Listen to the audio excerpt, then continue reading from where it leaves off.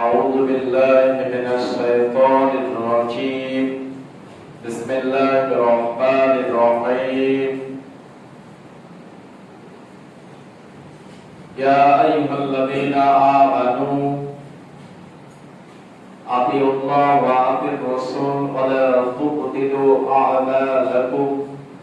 وقال الله تعالى: يا أيها الذين آمنوا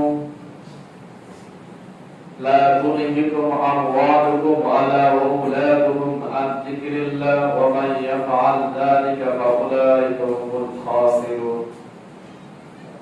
وقال الله تعالى: إلا من تاب وآمن وعمل عملا صالحا فأولئك يكفر الله سيئاتهم حسنا وكان الله غفورا رحيما. وقال الله تعالى: فاعلم أنه لا إله إلا الله واستغفر. وقال الله تعالى: يا أيها الذين آمنوا إنما الخمر والميسر والأنصاب والأزلام رجس من عمل الشيطان إلى الآخر آية. وعن أنس بن مالك رضي الله تعالى عنه قال رسول الله صلى الله عليه وسلم: كل بني آدم خطأ وخير الخطأين التوبة. رواه البخاري. وعن عطاء بن جابر رضي الله تعالى عنه قال رسول الله صلى الله عليه وسلم: يا أيها الناس توبوا إلى الله فإني أتوب إليه في يوم 100 مرة. رواه البخاري. وعن عائشة رضي الله تعالى عنها قال رسول الله صلى الله عليه وسلم: فإن العبد إذا اعترف ثم تاب تاب الله عليه. رواه البخاري. إلى آخر الحديث. আলহামদুলিল্লাহ, যাবতীয় সকল রকমের সকল প্রশংসা একমাত্র সে রব্বুল আলামিনের জন্য, যে রব্বুল আলামিন আমাদের সকলকে পারিবারিক সামাজিক যে যে পেশা নিয়োজিত রয়েছে আমরা ওই কর্ম ওই পেশা ইত্যাদি থেকে কাজকর্ম ইত্যাদি ফারেক করার পরে সুন্দরভাবে মসজিদে আসার এবং আপনাদের সম্পর্কে আমাকে কোরআন হাদিস থেকে কিছু কথা বলার এবং আপনাদের সকলকে কোরআন হাদিস থেকে কিছু কথা শ্রবণ করার তৌফিক দান করলেন সে রব্বুল আলামিনকে সকল থেকে সবাই বলি আলহামদুলিল্লাহ। শান্তি অবতীর্ণ মুহাম্মদ সাল্লাল্লাহু আলাইহি ওয়াসাল্লামের উপরে সবাই সংক্ষিপ্তভাবে দুরূদ পাঠ করে আল্লাহুম্মা সাল্লি আলাইহি আল্লাহুম্মা বারিক আলাইহি। আজকে আলোচনার বিষয় হচ্ছে আল্লাহ তাআলার ক্ষমা বিষয়ে এক গুরুত্বপূর্ণ করতল সংক্ষিপ্ত বিবরণের চেষ্টা করব ইনশাআল্লাহ। আপনি যদি পৃথিবীতে একজন মানুষের নিকটে একটা জিনিস বারবার চান তাহলে ওই ব্যক্তি আপনার উপরে রাগান্বিত হয়। নিজের মায়ের নিকটে যদি আপনি একটা জিনিস বারবার চান, একটা জিনিস আপনাকে আপনার মা দিল, ওই জিনিসটা আবার যদি 1 ঘন্টা পরে আবার চান, আবার দিল, আবার যদি চান, তাহলে আপনার মা বিরক্ত বোধ করবে। কিন্তু আমাদের প্রতিপালক এমন একটা স্রষ্টা, একটা জিনিস আপনাকে দেওয়ার পরে যদি আপনি ওই জিনিসটা 1000 বার চান, তাহলে তিনি রাগান্বিত হন না, তিনি আরো বেশি খুশি হন। তিনি মানুষের উদ্দেশ্য করে বলেন যে আমি মানুষকে দিতে পারি কিন্তু মানুষ আমার নিকটে চাই না, এটা মানুষের ব্যর্থতা। সেই কারণে আজকে আলোচনার বিষয় নিয়েছি আল্লাহ তাআলার ক্ষমা বিষয়ে। ক্ষমা বিষয়ে সর্বপ্রথম একটি হাদিস বলবো। হাদিসটি বর্ণনা করেছেন আবু হুরায়রা রাদিয়াল্লাহু তাআলা বলেছেন যে আমরা রাসূল সাল্লাল্লাহু আলাইহি সাল্লামের সাথে একটা মজলিসে বসা ছিলাম, একটা বৈঠকে বসা ছিলাম। তো এমন অবস্থায় একজন বন্দী, একজন হারানো সন্তান হলাম মহিলা আমাদের নিকটে আসলো। ওই মহিলা তার বাচ্চা হারিয়ে গিয়েছে, ওই মহিলা তার বাচ্চাকে তালাশ করতেছে, খুঁজতেছে। তো ওই মহিলা অনেক খোঁজাখুঁজি করলো, কিন্তু সে মহিলা তার বাচ্চাকে পেল না। তো না পাওয়ার কারণে ওই মহিলা একটা ছোট বাচ্চা পাইল। পাওয়ার পরে ওই মহিলা ওই ছোট বাচ্চাকে তার স্তন থেকে দুধ পান করাচ্ছে। এরপরে এই দৃশ্য রাসূল সাল্লাল্লাহু আলাইহি ওয়াসাল্লাম দেখার পরে সাহাবীদেরকে বললেন, সাহাবীরা, এই মহিলা যে এই ছোট বাচ্চাকে দুধ পান করাচ্ছে, এই মহিলা কি এই সন্তানকে আগুনে নিক্ষেপ করতে পারে? সাহাবীরা বলল, কাল্লা, কখনোই নয়, কখনোই সম্ভব নয়। তখন রাসূল সাল্লাল্লাহু আলাইহি ওয়াসাল্লাম বললেন যে আল্লাহ তাআলার 100টি রহমত রয়েছে। হাদিসটি ভালোভাবে বুঝুন যে আল্লাহ সুবহানাহু ওয়া তাআলার 100টি রহমত রয়েছে। মিয়াতা মাররাতির রহমাতান, আল্লাহ সুবহানাহু ওয়া তাআলার 100টি রহমত রয়েছে। তিনি 99টা রহমত তিনার কাছে রেখেছেন, আর একটি রহমত এই পৃথিবীতে তিনি দিয়েছেন। আমরা পৃথিবীতে মনে করি যে পৃথিবীতে 18,000 মাখলুকাত রয়েছে, আল্লাহ তাআলা সৃষ্টি করেছেন, এটা আমরা মনে করি। আসলে এই কথাটা ভুল। বর্তমান যারা প্রাণী বিষয়ে অভিজ্ঞতাশীল, যারা নাসার যতগুলো বিজ্ঞানী রয়েছে প্রাণী বিষয়ে, তারা তদন্ত করে রিসার্চ করে পেয়েছেন যে পানির নিচে, সমুদ্রের নিচে প্রায় যতগুলো প্রাণী রয়েছে, প্রায় 9,000 অধিক প্রাণী রয়েছে সমুদ্রের নিচে। আল্লাহ তাআলা বলছেন যে আমি তোমাদের উপরে যতগুলো রহমত অবতীর্ণ করেছি, যতগুলো প্রাণী আমি পৃথিবীতে প্রেরণ করেছি, সৃষ্টি করেছি, তোমরা যদি কিয়ামত আগ পর্যন্ত এগুলো গণনা করো, তোমরা শেষ করতে পারবে না। আর আজকে এক সমাজে আলেম বলে থাকে যে আল্লাহ তাআলা 18,000 মাখলুকাত সৃষ্টি করেছেন। পুরো পৃথিবীর গাছগুলো যদি আপনি কলম বানান, আর পুরো পৃথিবীর পানিগুলো, সমুদ্রের যতগুলো পানি রয়েছে, এগুলো যদি আপনি কালি বানান, তো আল্লাহ যতগুলো মাখলুকাত সৃষ্টি করেছেন, যতগুলো তিনি রহমত দিয়েছেন, আমরা এগুলো রহমত আমরা লিখে শেষ করতে পারবো না। আপনার সমুদ্রের পানি শেষ হয়ে যাবে, আল্লাহ তাআলা আমাদের উপরে রহমত যতগুলো অবতীর্ণ করেছেন, এগুলো আমরা শেষ করতে পারবো না বলে। আর আজকে আমরা বলছি যে 18,000 মাখলুকাত সৃষ্টি করেছেন। জি না, এই কথা আপনাদের ভুল কথা। আল্লাহ তাআলা যতগুলো প্রাণীকে, যতগুলো সৃষ্টি করেছেন এই পৃথিবীতে, আপনি কিয়ামত আগ পর্যন্ত এগুলো প্রাণীকে আপনি গণে শেষ করতে পারবেন না। এটাই আল্লাহ তাআলার রহমত। সুবহানাল্লাহ। অতএব যে কথা বলছিলাম আপনাদেরকে, রাসূল সাল্লাল্লাহু আলাইহি ওয়াসাল্লাম এই মহিলার দৃশ্য দেখে বললেন যে এই মহিলাকে তার ছোট বাচ্চাকে জ্বলন্ত আগুনে নিক্ষেপ করতে পারে? সাহাবীগণ বললেন, ক্বালা লা, কাল্লা রাসূল, এই কথা কখনোই সম্ভব নয়। এই মহিলা তার বাচ্চাকে আগুনে নিক্ষেপ করা সম্ভব নয়।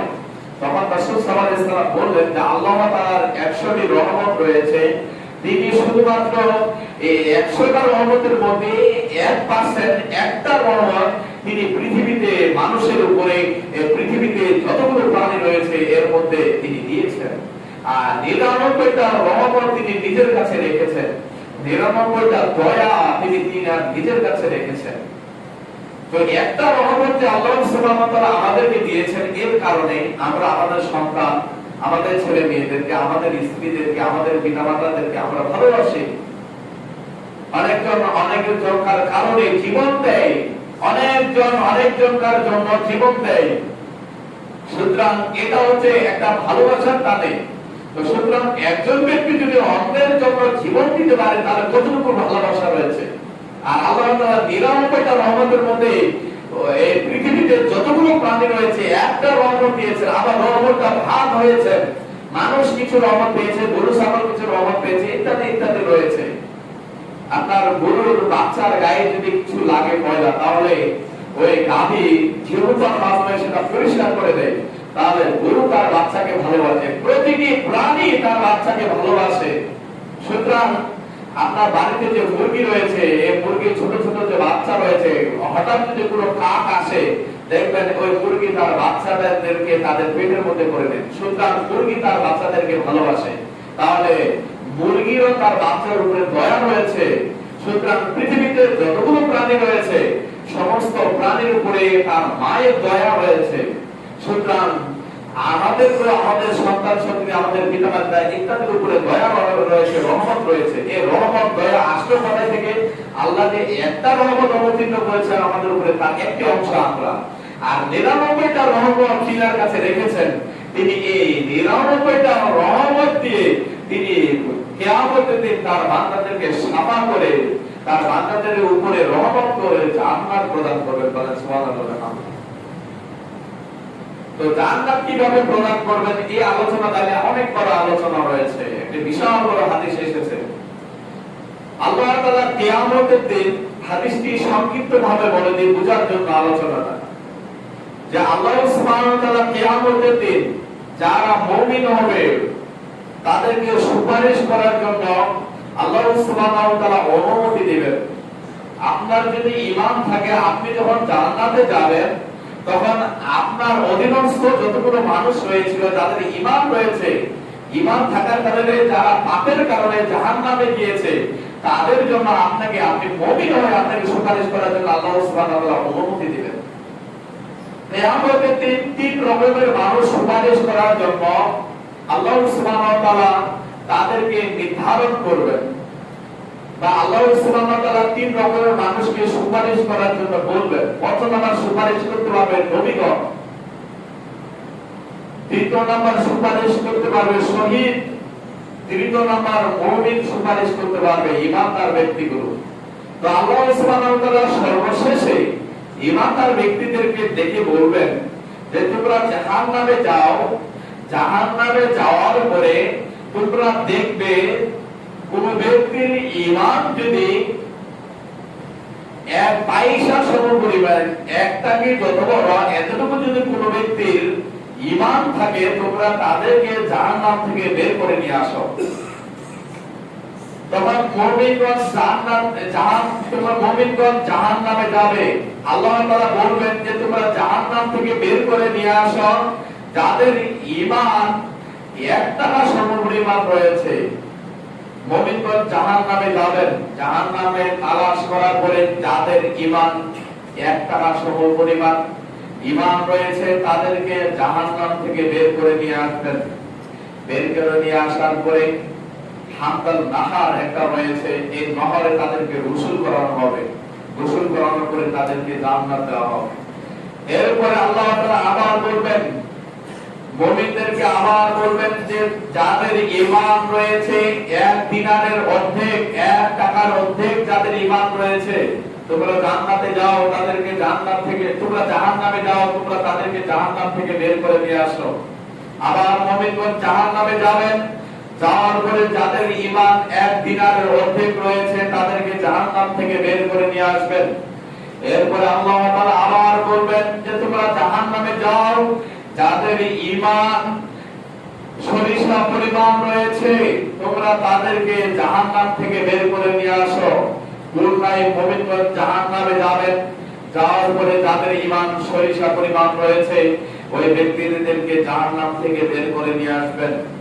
আবার আল্লাহ সুবহানাহু ওয়া তাআলা সর্বশেষ মুমিনদেরকে অনুমতি দিবেন যাদের ঈমান জাররা পরিমাণ রয়েছে। একটা সরিষাকে 70 ভাগ করলে জাররা পরিমাণ বলা হয়। এতটুকু যদি কোনো ব্যক্তির ঈমান থাকে, তাহলে যাও তোমরা জাহান্নাম থেকে তাকে বের করে নিয়ে আসো। অবশেষে যাদের শরীরে জাররা পরিমাণ ঈমান রয়েছে, তাদেরকে জাহান্নাম থেকে বের করে আল্লাহ সুবহানাহু ওয়া তাআলা জান্নাতে দিবেন। আপনি যে পৃথিবীতে অকর্ম কাজ করেছেন, এই অকর্ম কাজ করার কারণে আপনাকে সর্বপ্রথম আপনাকে কিয়ামতের মাঠে জাহান্নামে দেওয়া হবে। আপনার অপরাধ যতটুকু অতটুকু জাহান্নামে খাটার পরে আপনাকে জান্নাত দেওয়া হবে, যদি আপনি শিরক আর বিদআত না করেন। আর যারা শিরক বিদআত করবে তারা চিরস্থায়ীভাবে জাহান্নামে থাকবে, আল্লাহ তাআলা বলেছেন।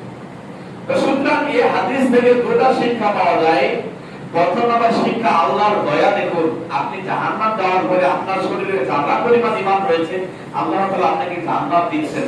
আল্লাহ তাআলার দয়া, আল্লাহ তাআলার রহমত, আল্লাহ তাআলার ক্ষমা। দেখুন, দ্বিতীয় নাম্বার প্রমাণিত হয় যাদের যারা পরিমাণ ঈমান রয়েছে তারা জান্নাতে একদিন হোক যাবেই যাবে। আল্লাহর রাসূল সাল্লাল্লাহু আলাইহি ওয়াসাল্লাম বলেছেন, যেভাবে পৃথিবীতে মানুষ যদি চুরি করে কোন অপরাধ কাজ করে, ওই অপরাধের শাস্তি ধরুন 1 বছর 6 মাস 3 মাস ইত্যাদি জেল খাটার পরে আবার ওই ব্যক্তি বেরিয়ে আসে জেল থেকে, অন্যভাবে কিয়ামতের মাঠে যে ব্যক্তি যতটুকু অপরাধ করবে, যদি পাপগুলো শিরক আর বিদআত না হয়, যতটুকু অপরাধ করবে, ওই ব্যক্তিকে আল্লাহ সুবহানাহু ওয়া তাআলা জান্নাত থেকে বের করে জান্নাত প্রদান করবেন।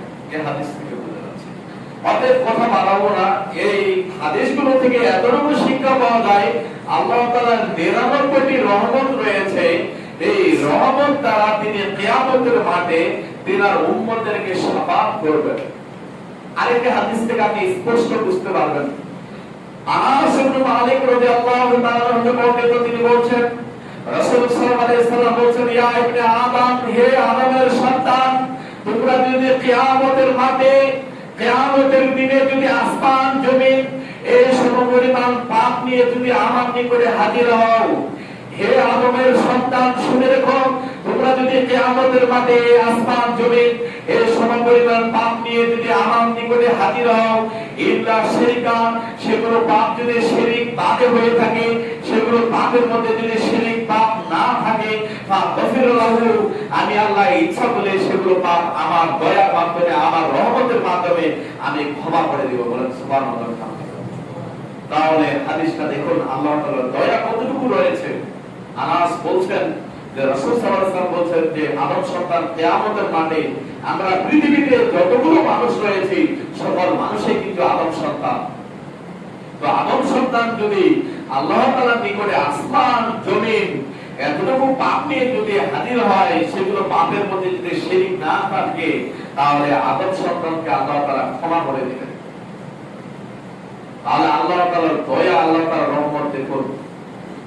আবু হুরায়রা রাদিয়াল্লাহু তাআলা হতে বর্ণিত, কানা ফি বানী ইসরাঈলের রাজুলুন ওয়াহিদিন, বানী ইসরাঈলের এমন একজন ব্যক্তি ছিল, ওই ব্যক্তি অনেক মানুষকে হত্যা করেছে, অনেক অপরাধ কাজ করেছে, চুরি করেছে, রাহাজানি করেছে, ডাকাতি করেছে। অনেকজন অপরাধী একজন ব্যক্তি ছিল বানী ইসরাঈলের জামানায়। সুতরাং একজন ঘৃণিত মানুষ ছিল বানী ইসরাঈলের জামানায়। ওই ব্যক্তি যখন মৃত্যু উপনীত হলো, মুমূর্ষু অবস্থা হলো, মানুষ যখন মৃত্যু আসে তখন মানুষ বুঝতে পারে যে আমি আর বেশি দিন বাঁচবো না। তো যখন ওই ব্যক্তি মুমূর্ষু অবস্থা হলো, তখন তিনি কিনা সন্তানদেরকে ডেকে বললেন, যখন আমি মারা যাব তখন তোমরা আমার লাশটাকে পুড়াবে, আমার লাশকে পুড়ানোর পরে আমার লাশের ছায়াগুলো তোমরা 2 ভাগ করবে। হাদিসটি ভালোভাবে শ্রবণ করো। যে ওই বানী ইসরাঈলের ওই অপরাধী তার সন্তানদেরকে মৃত্যুর পরে ডাকার পরে বলতেছে যে আমার লাশটাকে আমার মৃত্যুর পরে পুড়াবে, পুড়ার পরে আমার ছাইগুলোকে 2 ভাগ করবে। কিছু ছাই বাতাসের মধ্যে উড়িয়ে দিবে, আর কিছু ছাই পানির মধ্যে ভাসিয়ে দিবে, সমুদ্রে ফেলে দিবে, যেন আমার সৃষ্টিকর্তা আমার আল্লাহ যেন আমাকে ধরতে না পারে। যদি আমার আল্লাহ আমাকে ধরে, তাহলে আমার যে শ্রেষ্ঠ শাস্তি আর কাউকে প্রদান করবে না। ওই অপরাধী বলতেছে যে আমার আল্লাহ যদি আমাকে ধরতে পারে, তো আমার যে শ্রেষ্ঠ সর্বোচ্চ শাস্তি আল্লাহ তাআলা কাউকে দিবেন না, কেননা আমি অনেক অপরাধ কাজ করেছি। তখন ওই ব্যক্তি যখন মৃত্যুবরণ করলো, তার কথা অনুযায়ী তার সন্তানগুলো তাই করলো। তখন আল্লাহ তাআলা পানিকে, সমুদ্রকে বলল যে সমুদ্র তুমি তার ছাইগুলোকে আমাকে একত্রিত করে দাও। এরপরে বাতাসকে বলল, বাতাস তুমি আমার ছাইগুলোকে একত্রিত করে দাও। সাথে সাথে সমুদ্র তার সকল ছাইগুলো একত্রিত করে দিল এবং বাতাস সমস্ত ছাইগুলো একত্রিত করে দিল। এখানে আরেকটি শিক্ষা, যে পৃথিবীতে যতগুলো আল্লাহ তাআলার নির্দেশনা সমূহ, যতগুলো মাখলুকাত রয়েছে, সমস্ত মাখলুকাত কিন্তু আল্লাহ তাআলার কথা শুনে। কিন্তু মানুষ আর জিন অবাধ্য, আল্লাহ তাআলার কথা শুনে না। এই যে আপনার জামা রয়েছে, এই জামা আল্লাহ তাআলা তাসবিহ দিবে। পৃথিবীতে প্রাণী হোক, জড়বস্তু হোক, ইত্যাদি হোক, সকলেই আল্লাহ তাআলা তাসবিহ দিবে। এই যে আপনি এই দাওয়ালটা দেখতে পাচ্ছেন, এই দাওয়ালটা আল্লাহ তাআলা তাসবিহ দিবে। এই ফ্যানটা দেখতে পাচ্ছেন, এই ফ্যানটা আল্লাহ তাআলা তাসবিহ দিবে। পৃথিবীতে যতগুলো জড়বস্তু রয়েছে, যতগুলো প্রাণী রয়েছে, সমস্ত প্রাণী, সমস্ত কিছুই, মানুষ আর জিন ব্যক্তিকে সমস্ত কিছু আল্লাহ তাআলা তাসবিহ দিবে, আল্লাহ তাআলার কথা শ্রবণ করে। কিন্তু মানুষ এত হতভাগ্য যে আল্লাহ তাআলার কথা শুনে না।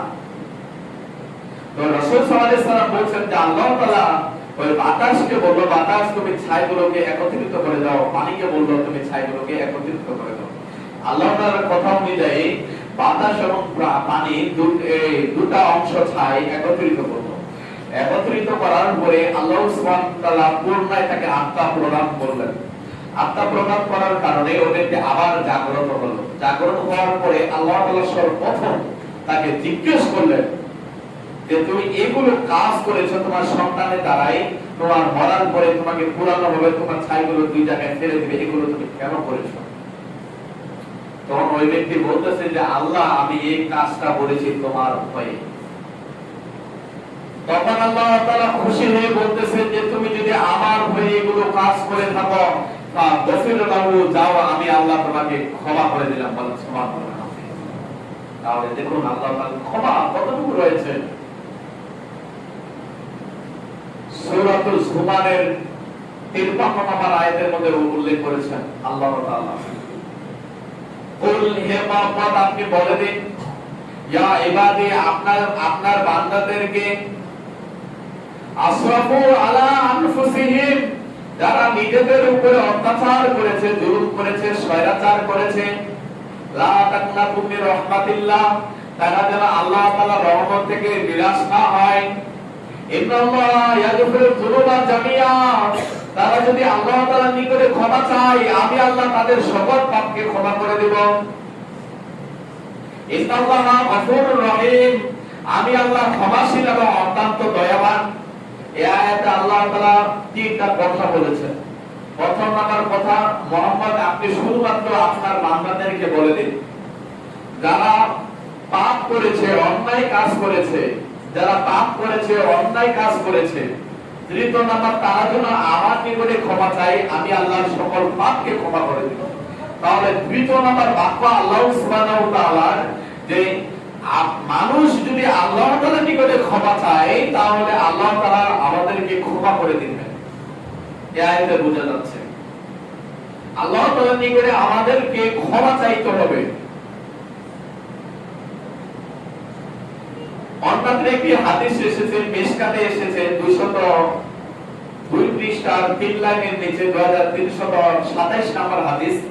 হাদিস বর্ণিত হচ্ছে আয়েশা রাদিয়াল্লাহু তাআলা আনহা বলেন যে রাসূল সাল্লাল্লাহু আলাইহি সাল্লাম বলেন, ফাইনাল আবদা যখন কোন বান্দা, কোন গোলাম, কোন মানুষ অপরাধ কাজ করে, অশ্লীল কাজ করে, বেহায়াপনা কাজ করে, সুন্নাহ ইয়াতারাফা অতঃপর অনুশোচনা নিয়ে কবলতার সাথে নত হয়ে আল্লাহ তাআলার নিকটে ক্ষমা চায়, তাবা আলাইহি আল্লাহ তাআলা এই ব্যক্তিকে ক্ষমা করে দেন। বলেন সুবহানাল্লাহ। এই হাদিস থেকে আপনি কি শিখতে পেলেন, কি বুঝতে পারলেন? আয়েশা রাদিয়াল্লাহু তাআলা আনহা বলেন রাসূল সাল্লাল্লাহু আলাইহি ওয়াসাল্লাম বলেন, ফাইনাল আবদা যখন কোন বান্দা, কোন মানুষ অপরাধ কাজ করে, খারাপ কাজ করে, অন্যায় কাজ করে, সুম্মা ইয়াতারাফা অতঃপর আল্লাহ তাআলার নিকটে তার পাপকে স্বীকার করে আল্লাহ তাআলার নিকটে ক্ষমা চায় যে আল্লাহ আমি এই পাপ করেছি, মিথ্যা কথা বলেছি, এটা আমার ভুল হয়েছে, তুমি আমাকে ক্ষমা করে দাও। তার পাপকে যদি কোনো ব্যক্তি স্বীকার করে, এরপরে সুম্মা ইয়াতারাফা সুম্মা তাবা আলাইহি আল্লাহ তাআলা এই ব্যক্তিকে, এই পাপীকে ক্ষমা করে দেন। কেন ক্ষমা করে দেন? সে ব্যক্তি তার পাপকে স্বীকার করেছে এবং নত হয়েছে, এই কারণে ওই ব্যক্তিকে আল্লাহ তাআলা ক্ষমা করে দেন। একটা আয়াত এসেছে আপনার 19 পারা 5 পৃষ্ঠার প্রথম লাইনে সূরাতুল ফুরকানের 7 নম্বর আয়াতে আল্লাহ তাআলা উল্লেখ করেছেন, ইল্লা মান তাবা ওয়া আমানা ওয়া ইল্লা মান তাবা ওয়া আমানা আমিলা আমালান ইউবাদদিলুল্লাহু সাইয়্যাতিহিম হাসানাত ওয়া কানা আল্লাহু গফুরুর রহিমা। কথাগুলো মনোযোগ সহকারে শ্রবণ করুন। আল্লাহ তাআলা বলছেন ইল্লা মান তাবা, তবে যারা আল্লাহ তাআলার নিকটে তাদের পাপের জন্য ক্ষমা চায়। প্রথম নাম্বার কথা আল্লাহ তাআলা, যারা তাদের পাপের জন্য আল্লাহ তাআলার নিকটে ক্ষমা চায়, ওয়া আমানা, যারা পরিপূর্ণ ঈমান আনয়ন করেছে, আল্লাহকে আল্লাহ হিসাবে বিশ্বাস স্থাপন করেছে, রাসূলকে রাসূল হিসাবে মেনে নিয়েছে, আল্লাহকে আল্লাহ হিসাবে স্বীকার করেছে, রাসূলকে রাসূল হিসাবে মেনে নিয়েছে। ওয়া আমিলা, যারা সৎ কর্ম করেছে, ভালো কর্ম করেছে। তিনটা কাজ। প্রথম নাম্বার কি? যারা তাদের পাপের জন্য আল্লাহ তাআলার নিকটে ক্ষমা চেয়েছে। দ্বিতীয় নাম্বার কি? যারা ঈমান আনয়ন করেছে। তৃতীয় নাম্বার কি? ওয়া আমিলাস সালিহাত, যারা সৎ কর্ম করেছে, ভালো কাজ করেছে। ফাউলাইকা, এই তিন শ্রেণীর মানুষের জন্য রয়েছে ইউবাদদিলুল্লাহু সাইয়্যাতিহিম হাসানা। এই তিন শ্রেণীর মানুষের আল্লাহ সুবহানাহু ওয়া তাআলা এই তিন রকমের মানুষের সকল পাপকে মোচন করে দিয়ে, তাদের পাপকে মোচন করে দেওয়ার পরে এই জায়গাটা যে ফাঁকা হলো, এই জায়গাটা আল্লাহ তাআলা ঢেকে দিয়ে পরিপূর্ণ করে দেন। বলেন সুবহানাল্লাহ। আপনার বয়স হয়েছে 60 বছর, 65 বছর, 70 বছর, 40 বছর, 30 বছর, 10 বছর। আপনি এই বয়সের মধ্যে আপনি যতগুলো অপরাধ কাজ করেছেন, যখন আপনার পাপকে আপনি স্বীকার হয়ে আল্লাহ তাআলার নিকটে ক্ষমা চাইবেন, এই পাপকে আল্লাহ সুবহানাহু ওয়া তাআলা ক্ষমা করে দিবেন। বলেন সুবহানাল্লাহ। আর ক্ষমা করে দেওয়ার কারণে আপনারা যে 30 বছরে যতগুলো পাপ করেছেন, এই পাপগুলো ক্ষমা করার কারণে এই জায়গাটাতে ফাঁকা হলো, এই জায়গাটা আল্লাহ সুবহানাহু ওয়া তাআলা ঢেকে দিয়ে পরিপূর্ণ করে দিবেন। বলেন সুবহানাল্লাহ। আল্লাহ সুবহানাহু ওয়া তাআলা এই আয়াতে সাইয়্যাতিন আর হাসানা দুটো শব্দের বহুবচন ব্যবহার করেছেন। মানে আপনার সকল পাপকে আল্লাহ তাআলা ক্ষমা করে দিয়ে এই পাপগুলো আল্লাহ সুবহানাহু ওয়া তাআলা ঢেকে দিয়ে পরিপূর্ণ করে দিবেন। এই কারণে আল্লাহ তাআলা জমা শব্দ ব্যবহার করেছেন, বহুবচন শব্দ ব্যবহার করেছেন। একটি হাদিস থেকে আপনি স্পষ্ট বুঝতে পারবেন যে আদম সন্তান কেন আল্লাহ তাআলার নিকটে ক্ষমা চাইবে, কেন ক্ষমা চাইবে। এমর্মে সহিহ বুখারীতে এসেছে হাদিসটি এবং মিশকাতে এসেছে 203 পৃষ্ঠার 12 লাইনের নিচে 2331 নাম্বার হাদিস। হাদিস বর্ণিত হচ্ছে আনাস ইবনে মালিক রাদিয়াল্লাহু তাআলা বর্ণনা করছেন, রাসূল সাল্লাল্লাহু আলাইহি ওয়াসাল্লাম বলেছেন যে কুল্লু বানি আদম খাতাউন, প্রতিটি আদম সন্তানই অপরাধী। এই বাক্যটা আপনি বুঝতে পেরেছেন? রাসূল সাল্লাল্লাহু আলাইহি ওয়াসাল্লাম বলেছেন প্রতিটি কুল্লু বানি আদম খাতাউন, প্রতিটি আদম সন্তানই অপরাধী। হযরত আদম আলাইহিস সালাম থেকে আজ পর্যন্ত যতগুলো মানুষ এসেছিল, বর্তমান রয়েছে, ভবিষ্যতে আসবে, সকল মানুষকে রাসূল সাল্লাল্লাহু আলাইহি ওয়াসাল্লাম অপরাধী সাব্যস্ত করলেন। রাসূল সাল্লাল্লাহু আলাইহি ওয়াসাল্লাম বলেন কুল্লু বানি আদম খাতাউন, প্রতিটি আদম সন্তানই অপরাধী। ওয়াখায়রুল খাতাইনা তাওবুন, ওই সকল অপরাধীদের মধ্যে তারাই শ্রেষ্ঠ ব্যক্তি, তারাই ভালো ব্যক্তি যারা আত্তাবুন, আল্লাহ তাআলার নিকটে ক্ষমা চায়। কি বুঝলেন আপনি এই হাদিস থেকে? এই হাদিসের সারনজরুল কি কি বুঝলেন? এই হাদিসে রাসূল সাল্লাল্লাহু আলাইহি ওয়াসাল্লাম মানুষদেরকে বোঝাতে চাচ্ছেন যে মানুষ পৃথিবীতে বসবাস করবে, মানুষ অন্যায় কাজ করবে, খারাপ কাজ করবে, এটাই বাস্তব। সেই কারণে রাসূল সাল্লাল্লাহু আলাইহি ওয়াসাল্লাম বলেছেন কুল্লু বানি আদম খাতাউন, প্রতিটি আদম সন্তানই অপরাধী। কিন্তু আদম সন্তান অপরাধ কাজ করার পরে, খারাপ কাজ করার পরে শ্রেষ্ঠ ব্যক্তি হতে পারে একটি মাধ্যমে, সেটা হচ্ছে আত্মাবুল, ক্ষমা চাওয়ার মাধ্যমে মানুষ শ্রেষ্ঠ ব্যক্তি হতে পারে আদম সন্তান। খুতবার সময় কেউ ঘুমাবেন না, ঘুমার চেষ্টা করবেন না। খুতবাগুলো কথাগুলো ভালোভাবে শ্রবণ করুন। রাসূল সাল্লাল্লাহু আলাইহি ওয়াসাল্লামের কথা বলা হচ্ছে আপনি ঘুমাবেন, অমনোযোগী হবেন, তাই না। কথাগুলো ভালোভাবে শ্রবণ করবেন। রাসূল সাল্লাল্লাহু আলাইহি ওয়াসাল্লাম বলেছেন যে মানুষ অপরাধ কাজ করবে, খারাপ কাজ করবে, এটাই বাস্তব। কিন্তু মানুষ খারাপ যে কাজ করলো, অন্যায় কাজ করলো, তো এই অন্যায় কাজ করার পরে ওই ব্যক্তি শ্রেষ্ঠ ব্যক্তি হতে পারে একই মাধ্যমে আত্মাবুন, তার পাপকে আল্লাহ তাআলার নিকটে স্বীকার করার মাধ্যমে মানুষ শ্রেষ্ঠ ব্যক্তি হতে পারে, ক্ষমা চাওয়ার মাধ্যমে মানুষ শ্রেষ্ঠ ব্যক্তি হতে পারে। যদি আপনি আল্লাহ তাআলার নিকটে না চান, আল্লাহ তাআলা আপনাকে দিবেন কিভাবে? আল্লাহ তাআলার রহমত দিবেন কিভাবে? আমাদেরকে আল্লাহ সুবহানাহু ওয়া তাআলার নিকটে চাইতে হবে, তাহলে আল্লাহ সুবহানাহু ওয়া তাআলা আমাদেরকে দিবেন। একটি হাদিস থেকে বুঝতে পারবেন আপনি আরো। ওমর রাদিয়াল্লাহু তাআলা হতে বর্ণিত, তিনি বলছেন, ইন্নাল্লাহা ইফসিদু ইয়াদাহু বিন-নার। দিন যখন শেষ হয়ে যায়, মাগরিব সালাতের পূর্বে আল্লাহ সুবহানাহু ওয়া তাআলা তার হাতকে এভাবে প্রসারিত করেন, বাড়ার করে বলেন, ইন্নাল্লাহা ইফসিদু ওয়ান-নাহার।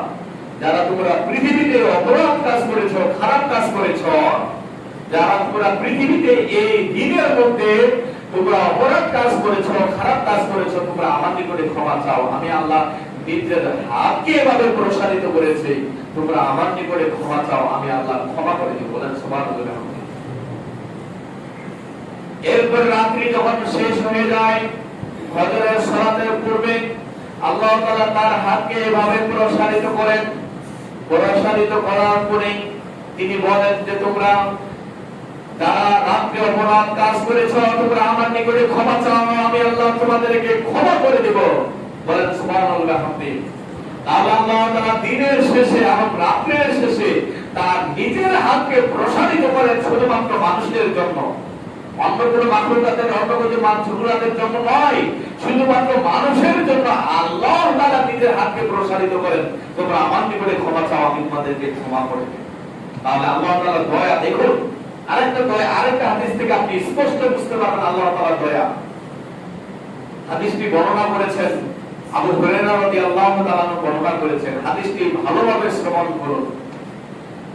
আবু হুরায়রা রাদিয়াল্লাহু তাআলা বর্ণনা করেছেন, রাসূল সাল্লাল্লাহু আলাইহি ওয়াসাল্লাম বলেছেন, ক্বালা ইয়ানজিলু রাব্বুনা ওয়া তাআলা ইলা সামাই দুনিয়া হিনা ইয়াবকা সুলুসুল লাইলিল আখির। রাত্রি যখন তৃতীয়াংশ চলে আসে, রাত্রি যখন অর্ধেক চলে যায়, তখন তৃতীয়াংশ চলে আসে, রাত্রি যখন 2টা বাজে, 1:30টা বাজে, 3টা বাজে, তখন আল্লাহ তাআলা নিজে সপ্তম আসমান থেকে প্রথম আসমানে নেমে আসেন। আল্লাহ সুবহানাহু ওয়া তাআলা সপ্তম আসমান থেকে পৃথিবীর আসমানে ইলা সামাই দুনিয়া, দুনিয়ার আসমানে পৃথিবীর আসমানে নেমে আসেন। নেমে আসার পরে তিনি তিনার রহমতকে প্রকাশ করার জন্য, তিনি তিনার দয়াকে প্রকাশ করার জন্য, তিনি তিনার দয়াকে, রহমতকে প্রকাশ করার জন্য তিনি তিনার বান্দাদেরকে উদ্দেশ্য করে 3টি কথা বলেন, যেগুলো কথা আপনি মনোযোগ সহকারে শ্রবণ করুন। আল্লাহ তাআলা গভীর রাতে তার বান্দাদেরকে উদ্দেশ্য করে তার রহমত প্রকাশের জন্য সপ্তম আসমান থেকে আল্লাহ তাআলা তার বান্দাদের জন্য পৃথিবীর আসমানে নেমে আসছেন। আসার পরে তিনি বলছেন, ওনি, তোমরা আমাকে ডাকো, আমি তোমাদের ডাকে সাড়া দিব। প্রথম নাম্বার কথা কি? যে তোমরা আমাকে ডাকো, আমি আল্লাহ তোমাদের ডাকে সাড়া দিব। তাহলে কোন ব্যক্তি যদি আল্লাহকে সে সময় ডাকে, আল্লাহ তাআলা তার ডাকে সাড়া দিবেন। জাবের রাদিয়াল্লাহু তাআলা বলতে বললেন, তিনি বলছেন, আদম সন্তান যখন ঘুমায়, আদম সন্তান যখন ঘুমিয়ে যায়, তখন তার মাথার সামনে একজন শয়তান আসে। শয়তান আসার পরে তার মাথার এই চুলে 3টা গিট মারে, 3টা বান দেয়, 3টা গিট মারে, 3টা বান দেয়। যখন কোন ব্যক্তি গভীর রাত্রে উঠার পরে বলে, লা ইলাহা ইল্লাল্লাহু ওয়াহদাহু লা শারীকা লাহু লাহুল মুলকু ওয়া লাহুল হামদু ইউহয়ী ওয়া ইউমীতু বিয়াদিল খায়র ওয়া হুয়া আলা কুল্লি শাইইন কাদির। সুবহানাল্লাহি ওয়াল হামদুলিল্লাহি ওয়া লা ইলাহা ইল্লাল্লাহু ওয়াল্লাহু আকবার ওয়া লা হাওলা ওয়া লা কুওয়াতা ইল্লা বিল্লাহ। এই দুটো দোয়া যদি কোনো ব্যক্তি গভীর রাতে উঠে বলে, তখন একটা গিট, একটা বান নষ্ট হয়ে যায়, শয়তানের ফুলিয়ে যায়। বলেন সুবহানাল্লাহ। দোয়াটা কি? প্রথম দোয়া, লা ইলাহা ইল্লাল্লাহু ওয়াহদাহু লা শারীকা লাহু লাহুল মুলকু ওয়া লাহুল হামদু ইউহয়ী ওয়া ইউমীতু ওয়া হুয়া আলা কুল্লি শাইইন কাদির। দ্বিতীয় নম্বর দোয়া সুবহানাল্লাহি ওয়া আলহামদুলিল্লাহি ওয়া লা ইলাহা ইল্লাল্লাহ ওয়াল্লাহু আকবার ওয়া লা হাওলা ওয়া লা কুওয়াতা ইল্লা বিল্লাহ। এই দুটো দোয়া যদি কোনো ব্যক্তি পড়ে তাহলে শয়তানের যে শয়তান যে তার উপরে কুমন্ত্রণা করে গীত মানে এই একটা বান একটা গীত খুলে যায়। এরপরে কোনো ব্যক্তি যদি উঠার করে ওযু করে তাহলে দ্বিতীয় গীতটা খুলে যায়। এরপরে কোনো ব্যক্তি যদি আল্লাহকে ডাকে, আল্লাহ তাআলার ডাকার সর্বশ্রেষ্ঠ মাধ্যম কি? সালাত। কোনো ব্যক্তি যদি সালাত আদায় করে তাহলে তৃতীয় গীতটা খুলে যায়, শয়তান তার উপরে আর আক্রমণ করতে পারে না। রাসূল সাল্লাল্লাহু আলাইহি ওয়াসাল্লাম বলেছেন। তাহলে সুতরাং যে কথা বলছিলাম যে আল্লাহকে কোনো ব্যক্তি যদি এই সময় ডাকে তাহলে আল্লাহ তাআলা তার ডাকে সাড়া দেয়। এরপরে দ্বিতীয় নাম্বার কথা আল্লাহ তাআলা বলেন, তোমরা আমার নিকটে কিছু চাও, আমি আল্লাহ সেই জিনিসটাই তোমাদেরকে প্রদান করব। আপনার অর্থনৈতিক সমস্যা, আপনার পারিবারিক সমস্যা, আপনার অসুস্থতা রয়েছে, আপনার টাকা পয়সার সমস্যা, আপনার যা সমস্যা রয়েছে আপনি সেই সময় আল্লাহ তাআলার নিকটে চান। রাত্রি যখন তৃতীয়াংশ অবশিষ্ট হয় তখন আল্লাহ তাআলার নিকটে চান, আপনাকে এই জিনিসটাই আল্লাহ তাআলা প্রদান করবেন যদি আপনার জিনিসের মধ্যে পাপ না থাকে। যদি পাপ থাকে আল্লাহ তাআলা এই জিনিসটা আপনাকে প্রদান করবেন না। জিনিসটা যদি ভালো হয় অবশ্যই রাসূল বলেছেন যে আল্লাহ তাআলা বলেন যে তোমরা আমার নিকটে কিছু চাও, আমি আল্লাহ এই জিনিসটাই প্রদান করব, অতএব আল্লাহ তাআলা প্রদান করবেন। 100% শিওর আল্লাহ তাআলা প্রদান করবেন। রাসূল যেহেতু বলেছে যে আল্লাহ তাআলা প্রদান করবেন, অতএব প্রদান করবেন। তৃতীয় নম্বর কথা, ফাগফিরলি, তোমরা আমার নিকটে ক্ষমা চাও, ওয়া গফির লাকুম, আমি আল্লাহ তোমাদেরকে ক্ষমা করে দেব। সুবহানাল্লাহ। তাহলে আল্লাহ তাআলা তার রহমত কতটুকু করে মানুষের উপরে রহমত দেওয়ার জন্য, আল্লাহ তাআলা মানুষকে রহমত দেওয়ার জন্য আল্লাহ তাআলা 70 আসমান থেকে 50 আসমানে নেমে আসছেন। এরপরে বলতেছেন যে তোমরা আমার নিকটে আমাকে ডাকো, আমি তোমাদের ডাকে সাড়া দেব। তোমরা আমার নিকটে কিছু চাও, আমি তোমাদেরকে সেই জিনিসটা প্রদান করব। তোমরা আমার নিকটে তোমাদের পাপের জন্য ক্ষমা চাও, আমি তোমাদেরকে পাপকে ক্ষমা করে দেব। আল্লাহ তাআলা দেওয়ার জন্যই আসেন, কিন্তু আমরা দিতে পারছি না, এটা আমাদের ব্যর্থতা। সেই কারণে আবু হুরায়রা রাদিয়াল্লাহু তাআলা বলছেন, রাসূল সাল্লাল্লাহু আলাইহি ওয়াসাল্লাম বলছেন,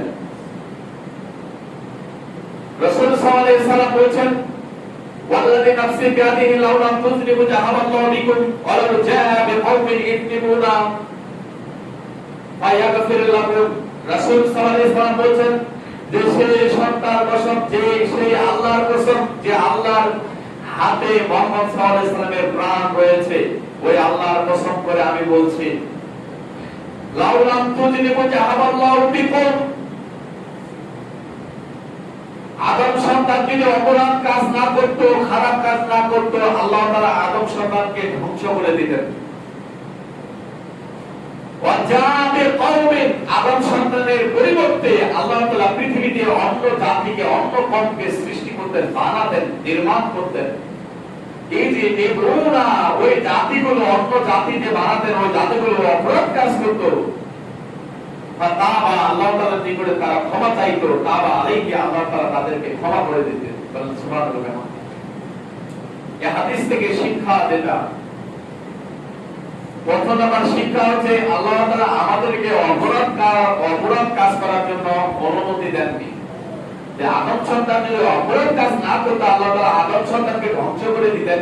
এটা আল্লাহ তাআলা এই হাদিস থেকে এই মর্ম সারমর্ম আপনি বুঝতে পারবেন না যে আল্লাহ তাআলা আমাদেরকে অপরাধ করার জন্য অনুমতি দিয়েছেন। জি না, যেন আপনি অপরাধ কাজ করার পরে আল্লাহ তাআলার রহমত থেকে নিরাশ না হন, এই কারণেই রাসূল সাল্লাল্লাহু আলাইহি ওয়াসাল্লাম এই কথা বলেছেন।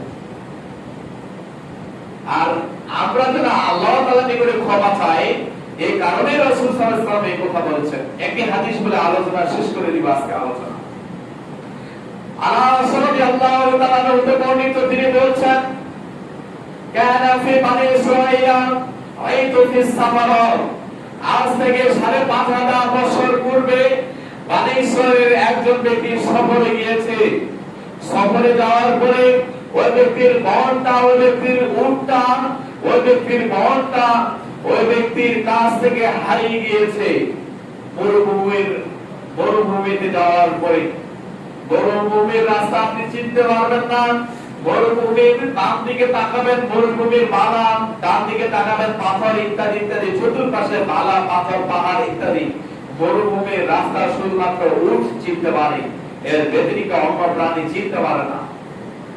সুতরাং ওই ব্যক্তি এমন স্থানে গিয়েছে, ওই স্থান থেকে লোকালয়ে আসা, গ্রাম্য আসা, পায়ে হেঁটে আসা অসম্ভব, এমন স্থানে গিয়েছে ওই ব্যক্তি। ওই ব্যক্তি ওই স্থানে যাওয়ার পরে ওই ব্যক্তির কাছ থেকে উটটা হারিয়ে গেছে। ওই ব্যক্তি ব্যক্তিগতভাবে নিরাশ, মরা ছাড়া ওই ব্যক্তির কোনো উপায় নেই, ব্যক্তিগতভাবে নিরাশ। তখন ওই ব্যক্তি একটা ছায়ার কাছে বিশ্রাম নেওয়ার পরে ওই ব্যক্তি হালকা ঘুমিয়ে রয়েছে। এরপরে ঘুম থেকে উঠার পরে ওই ব্যক্তি দেখতেছে ওই ব্যক্তির সামনে তার বহনটা, তার উটটা। ওই ব্যক্তি তার জীবন এই উটটার কারণে ফিরিয়ে পেয়েছে। কেননা ওই ব্যক্তি এমন স্থানে রয়েছিল, ওই স্থানে পায়ে হেঁটে গ্রাম্য আসা, লোকালয়ে আসা অসম্ভব। ওই ব্যক্তি ব্যক্তিগতভাবে নিরাশ, কারণ মরা ছাড়া তার উপায় নেই। ওই ব্যক্তি ঘুমন্ত অবস্থা থেকে জাগ্রত হওয়ার পরে ওই ব্যক্তি দেখতেছে তার সামনে তার উটটা। এরপরে ওই ব্যক্তি বলতেছে যে আল্লাহ তুমি আমার গোলাম, আমি তোমার রব। মানে ভাষা উল্টিয়ে ফেলেছে খুশি হয়ে। বলার উচিত ছিল যে আল্লাহ আমি তোমার বান্দা, আমি তোমার বান্দা, তুমি আমার আমি আল্লাহ, আমি তোমার বান্দা, তুমি আমার প্রতিপালক, এই ভাষা বলা উচিত ছিল। কিন্তু ওই ব্যক্তি ভাষা উল্টিয়ে ফেলেছে। ওই ব্যক্তি আল্লাহকে বলতেছে আল্লাহ তুমি আমার গোলাম আর আমি তোমার রব। ওই ব্যক্তি ভাষা উল্টিয়ে ফেলেছে। এই ব্যক্তি খুশি হয়ে যে এই কথা বলেছে, আল্লাহ তাআলা ওই ব্যক্তির উপরে এত বেশি খুশি হয়েছেন, এত বেশি খুশি হয়েছেন। এরপর রাসূল সাল্লাল্লাহু আলাইহি ওয়াসাল্লাম বলেন ওই ব্যক্তি তার বহন পেয়ে, তার উট পেয়ে যত বেশি খুশি হয়েছে, ওই ব্যক্তি তার বহন পেয়ে, উট পেয়ে, তার জীবন ফিরিয়ে পেয়েছে, এত বেশি খুশি হয়েছে ওই ব্যক্তি। আল্লাহ তাআলা ওই ব্যক্তির চেয়ে লক্ষ বেশি করে বেশি খুশি হন যে ব্যক্তি তার রহমতের জন্য, রহমত চাওয়ার জন্য আল্লাহ তাআলার নিকটে ক্ষমা চাই। বলেন সুবহানাল্লাহ। তাহলে দেখুন আল্লাহ তাআলা রহমত মানুষকে দিতে চাচ্ছেন, আমরা নিতে পারি না, এটাই আমাদের ব্যর্থতা। রাসূল সাল্লাল্লাহু আলাইহি ওয়াসাল্লাম বলেন যে তোমাদের একটা জুতার লাগাম, জুতার ফিতা যদি ছিঁড়ে দাও, আমি আল্লাহ, তোমরা সেটা আল্লাহ তাআলার নিকটে চাও। তাহলে একটা জুতার ফিতা যদি আপনার ছিঁড়ে দেয়, সেটাও যদি আল্লাহ তাআলার নিকটে চাইতে হয়, তাহলে আজকে আপনার যে কোনো সমস্যা, যে কোনো হোক না কেন, আল্লাহ তাআলা আমাদের উপরে দয়া রয়েছে, আল্লাহ তাআলার ক্ষমা রয়েছে। আমরা আল্লাহ তাআলার দয়া, আল্লাহ তাআলার ক্ষমা যদি আমরা না দিতে পারি, তাহলে আমরা সফলতা অর্জন করতে পারবো না। হাত থেকে ঢেল ছুড়ে দিলে যেভাবে ঢেলকে ধরা অসম্ভব হয়ে যাবে, যখন আপনার শ্বাস বন্ধ হয়ে যাবে, তখন আপনি আপনার পাপকে আর ঠেকাতে পারবেন না। ওমর রাদিয়াল্লাহু তাআলা বলেন পৃথিবীতে যারা আমার ভুলকে সংশোধন করে দেয় তারাই আমার প্রকৃত বন্ধু। কেননা মানুষ পৃথিবীতে তার ভুলকে সংশোধন করতে পারে, মরার পরে ওই ব্যক্তি আর তার ভুলকে সংশোধন করতে পারে না। অতএব আল্লাহ সুবহানাহু ওয়া তাআলা সকলকে আল্লাহ সুবহানাহু ওয়া তাআলার দয়ার অংশীদার হওয়ার তৌফিক দান করুন। সবাই আল্লাহুম্মা আমিন। আল্লাহ